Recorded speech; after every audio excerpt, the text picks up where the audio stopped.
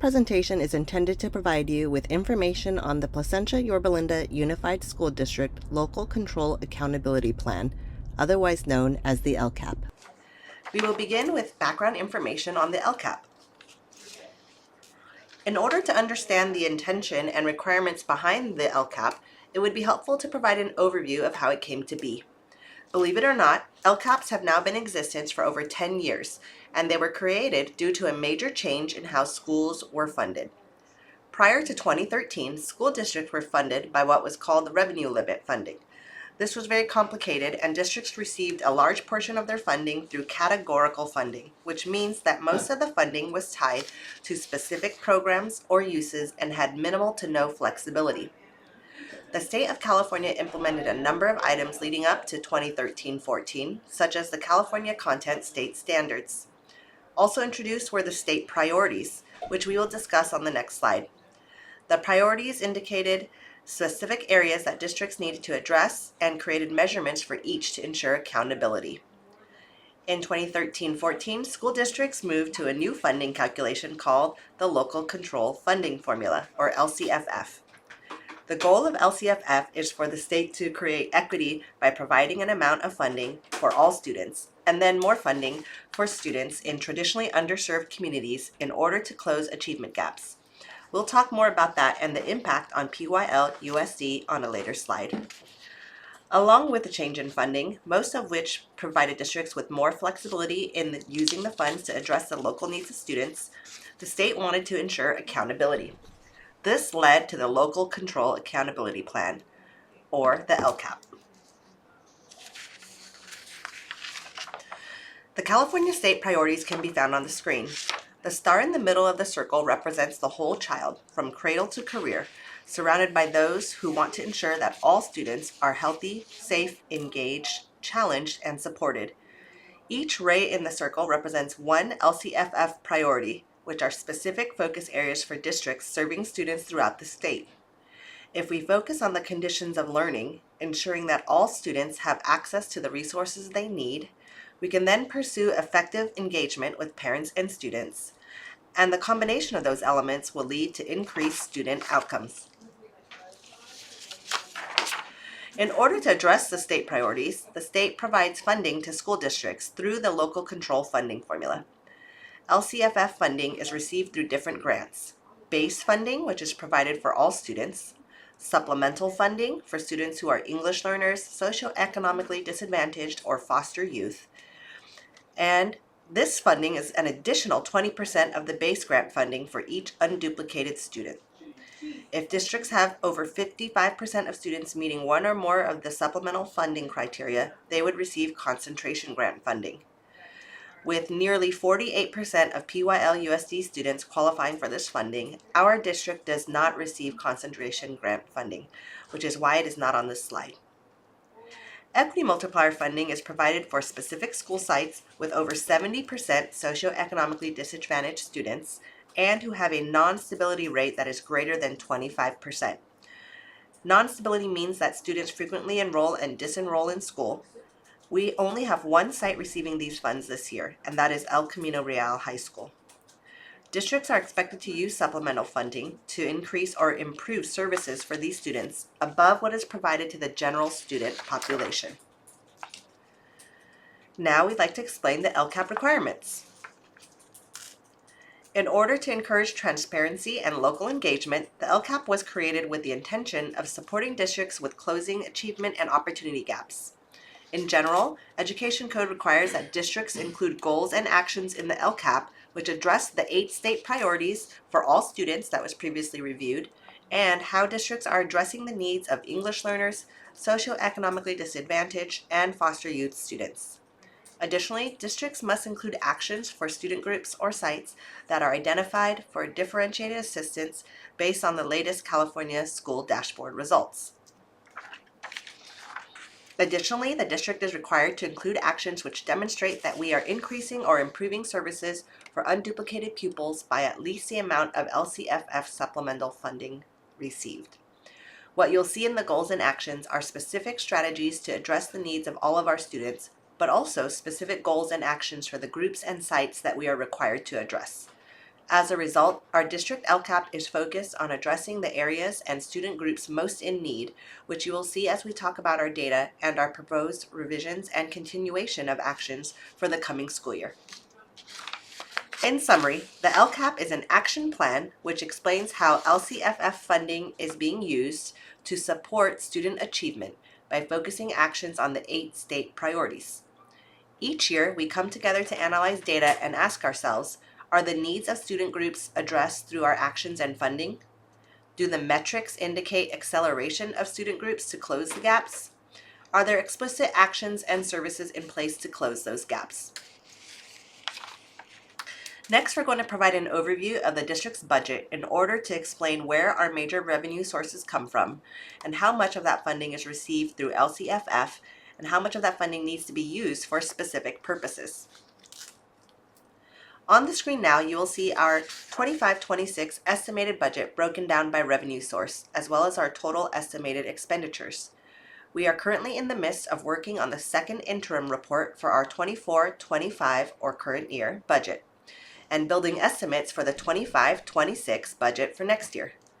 All figures presented are estimates and will change based on enrollment, staffing, and the state's final budget, which will be passed sometime in June or July.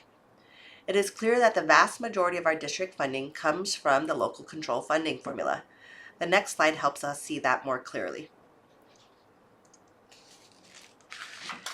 This graph represents all the revenue sources we receive as a district and what portion or percentage of our overall revenue it makes up. As you can see, approximately 77% of our revenue is received through the LCFF. What that means is that our district is impacted greatly by changes in the state's funding. 25-26 is forecasted to be a difficult year for school districts. For example, LCFF supplemental funding, as shown on the screen, which is currently estimated at approximately $24 million for next year, is $370,000 less than what we received this year. All of the non-LCFF funding we receive, whether federal, other state, or local, are typically tied to grant programs or have other restrictions in how the funds are spent. LCFF funding is the only source of funding where the district has more control over its use. However, there are conditions for supplemental funding, which we'll discuss later. This slide just helps illustrate the portion of funding we receive through LCFF versus all other sources. As mentioned, 77% of our funding is not tied to specific grants, programs, or uses. The intent of this graph is to show that of the LCFF funding, 9% is specifically tied to supplemental funding. Supplemental funds are intended to be used to increase or improve services for our English learners, foster youth, or socioeconomically disadvantaged students by at least the percentage of this funding received. What this means is that the district must increase or improve services for these students by at least 99% above what all other students receive. This leads directly into the changes in LCAP requirements and helps explain why our LCAP for 25-26 has looked different than for prior years. Our district comprises approximately 22,700 students, of which 44% are socioeconomically disadvantaged, 13.5% are English learners, and 0.4% are foster youth. This amounts to a total of approximately 48% unduplicated students in our district. Before we dive into our data, which drives our goals and actions, it's important to take a moment to understand the California School Dashboard, which is the accountability and continuous improvement system by which all schools and districts are measured by in the state.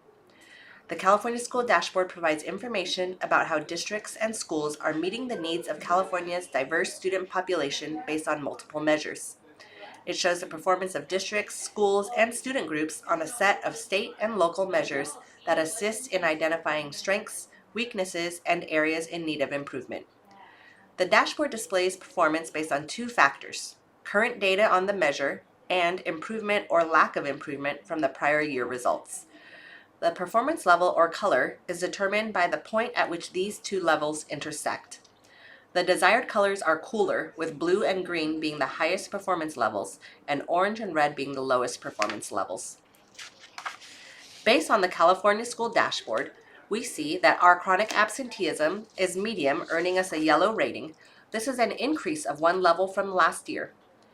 Our suspension rate is very low, earning us a blue rating. This is an increase of 1 level from last year as well. Our English learner progress is low, earning us an orange rating. This is a decrease of 1 level from last year. Our graduation rate is very high, earning us a blue rating. This is an increase of 1 level from last year. Our college and career rate remains high, earning us a green rating once again. And finally, our overall student performance in English language arts and mathematics remain high, earning us green ratings once again. While our overall English language arts and mathematics performance maintain high performance, we do see that achievement gaps continue to exist for our English learners, foster youth, students with disabilities, and socioeconomically disadvantaged students. As also indicated on the dashboard, we have met all other local indicators.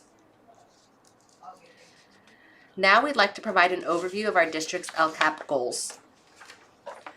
Student achievement is at the core of our district's mission and vision. We expect all students to demonstrate continued and improved academic achievement and emerge college and career ready when they graduate. As such, our first two goals surround our innovative approaches to student learning, as well as the base program that we provide all students in order for them to be successful and meet or exceed grade level expectations. Our first goal pertains to our innovative educational experiences and programs that we provide to all students, while our second goal pertains to the base educational program that we provide to all students. Our next goal surrounds the academic achievement of English learners. This student group represents 13.5% of the district, or 2,555 students. To begin, when we look at how our English learners performed on the LPAC, which is the required assessment that all English learners take to reclassify their language status, we see that 50.3% are making progress towards proficiency, which is a 3.6% decline from the previous year. This is what has caused us to earn the orange status. It should be noted that there was an average statewide decline of 3%, and that our EL progress remains higher than the state average. However, it is important to take into account that our EL reclassification rate for last year was 25.79%, which is 10.5% higher than the previous year, thus removing a large band of strong English learners from the pool of students that this indicator measures. When we look at the other indicators for our English learners, we see that the performance on the CASP remains low, or in the orange, for English language arts with 11.35% meeting or exceeding standards, and 11.54% meeting or exceeding standards in math, earning us yellow.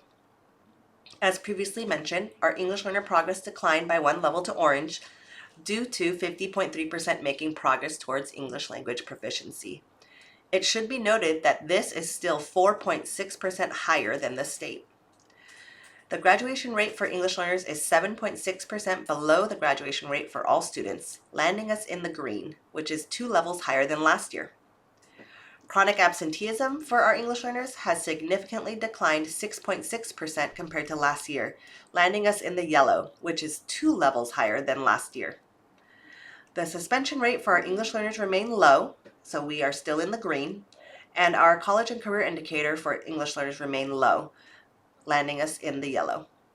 As you can see on the screen, achievement gaps remain in all indicators between our English learners and all students, with the exception of chronic absenteeism. Our fourth goal surrounds the academic achievement of long-term English learners, who are English learners who have been enrolled for more than 6 years and are not progressing towards English proficiency. Those are commonly referred to as LTELs. Our LTELs represent approximately 29% of our English learner population, or 743 students. When we look at their academic achievement, we see that our LTELs are in the red in both ELA and math, with 94.78% of LTELs not meeting standards in language arts, which is lower than the state average, but higher than the county average. And 96.44% of our LTELs are not meeting standards in math, which is higher than the state and county average though. Our fifth goal surrounds the academic achievement of socioeconomically disadvantaged students. This student group represents 44% of the district, or 9,979 students. There was a strong increase in scores for our socioeconomically disadvantaged students in language arts by 3.29% and math by 6.43%. However, we are still in the orange and yellow respectively.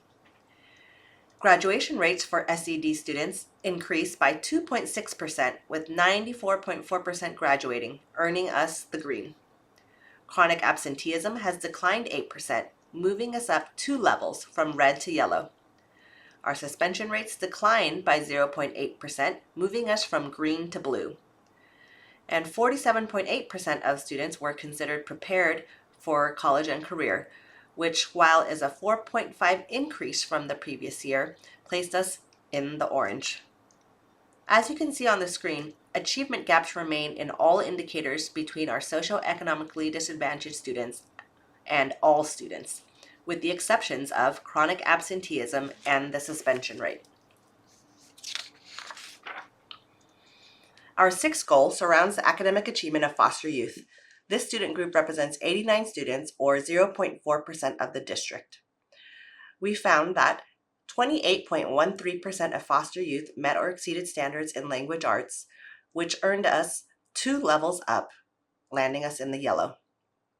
15.63% of foster youth met or exceeded standards in math, keeping us in the red. Due to the small sample size, graduation rates and college and career indicators were not available for our foster youth seniors from last year. The chronic absenteeism rate for foster youth declined 3.7%, and the suspension rate declined by 0.5%, keeping us in the orange and yellow respectively. As you can see on the screen, achievement gaps remain in all indicators between our foster youth and all other district students. Our seventh goal surrounds the academic achievement of all of our unduplicated pupils, which is defined as a pupil enrolled in a school district or a charter school who is either classified as an English learner, eligible for a free or reduced price meal, or is a foster youth. Each pupil is counted only once, even if the pupil meets more than one of these criteria. This represents approximately 48% of our district. As the areas of progress and growth have already been discussed for each of these student groups, we will jump right into the actions we have in place to support our goal of closing the achievement gap for all unduplicated students through district and school-wide actions. Our eighth and final goal surrounds the academic achievement of specific student groups and sites that have the lowest performance level on the California Schools dashboard. This goal and associated actions are focused on addressing the school-wide, district-wide, and specific student groups at sites with the lowest dashboard performance that were not addressed in previous goals. The specific student groups and sites can be found on the executive summary.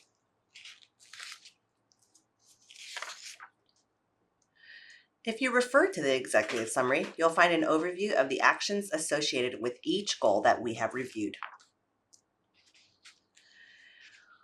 At this time, we'd like to invite your feedback on our district's progress by taking our annual survey. Your feedback is invaluable to us as we form our actions for the coming year. In closing, we'd also like to invite you to join us at the upcoming LCAP Community Forum on March 18th from 6 to 8 p.m. in the district office boardroom. District administrators will be on hand to answer any questions you may have, as well as to solicit your feedback on how we can better partner with you in your students' success. We thank you for being an engaged educational partner of the PYL USD community.